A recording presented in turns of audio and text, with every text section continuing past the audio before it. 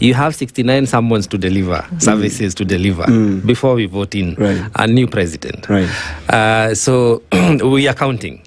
Because again, as we say, if we don't own this process, the outcome still shall not be ours. You know, it's what you put in is what you get out of it. Now, every election seeks to answer a question. From where you stand, when you look at the country, because Kenya or Africa, we are very rich, both in human capital and natural resources. But we are grappling with poverty. Right now, the globe is looking at, a looming shortage of fuel. But in Africa, we have enough. We don't need to go to the Arab countries or any other place. You look at the strength of the young people. We saw the revolution, the Cuban revolution. We saw the Arab Spring. So they seek to drive a nation from a certain level to a different level. What issue, what question should we be seeking to answer in 2027 as a Kenyan nation? A better economy.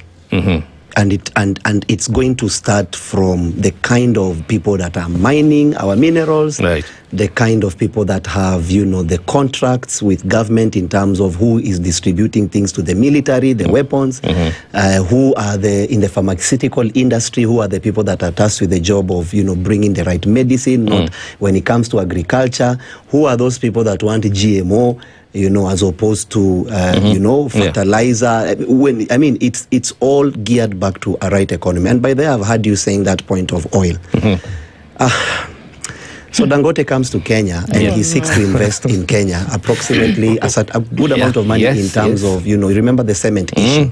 And then the whole cartel structure decides that they are not going to allow him to invest in Kenya, and then he goes back. And what people do not understand, I'm saying, I just came from, I have a campaign called End Tribalism Campaign. I just came from Kisumu trying to show people, and the massive reception was huge. I mean, I'm trying to walk all over, trying to sensitize the people that it will begin by you not saying so and so is which tribe. We don't care your tribe. We just care that our tribe is Kenya, irrespective. Why? Did you write a letter to be born your language? No, I did not. So you cannot subjugate me because I'm from a certain tribe.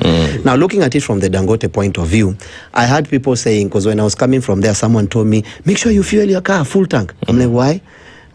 It's about to get down. I'm thinking, okay, are we dancing? Are we like fuel? And then I thought to it. The biggest oil refinery globally is here in Africa. And it belongs to one man, Dangote. Why would Iran and which other one during Kenyatta's time, why would those countries, Arab countries, affect us?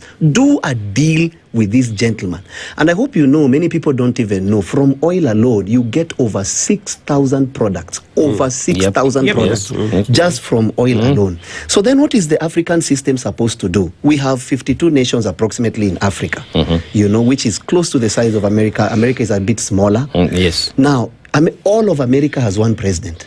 It's very simple. Number one, we have one person here dealing with oil. So we put Africa as regions. This region deals with ABCD. So this particular region is tasked with the job of supplying the rest to the rest of Africa. This region has oil reserves. So this region is tasked with the job of supplying. We would not even need America to do our business. We would not even need Europe to do our business. Just within Africa. Why would the oil affect us as a people when the biggest oil refinery, I saw Total has built 1.5 kilometer tunnel. It has cut a deal with Dangote now to see how they can not necessarily bring oil from outside, because I hope you know it has been in existence for over 100 years. And it has so many thousands of different petrol stations globally. And they are seeing the need to work with Dangote. And then a Kenyan president or a Ugandan president or what president, in fact the Ugandan, is it the president that came to buy shares in our oil, KPL, in our company, KPLC. Why would we need KPC? Why would we need to, Kenya Pipeline Company, why would we need to, politicize a structure that you can clearly see that the biggest producer or refiner of this thing is here in Africa? You know how much money oil would come to? Fuel would come to. You're looking at around 70 shillings. But because a cartel somewhere is making money, and by the way, I hope you know, there is no duty on export. So if a country wants to build jobs, put where there is no duty. have more people produce than consume. Yes. And if a nation is consuming more than it's producing, then the nation becomes a slave of who's producing. So if Africa or Kenya is going to push the narrative to a different direction, we must begin to think about production. How do we produce? Which are the African nations that are producing ABCD? Botswana is the best producer of diamond. So why would Botswana be on the map? Why would we need to buy diamond from other nations?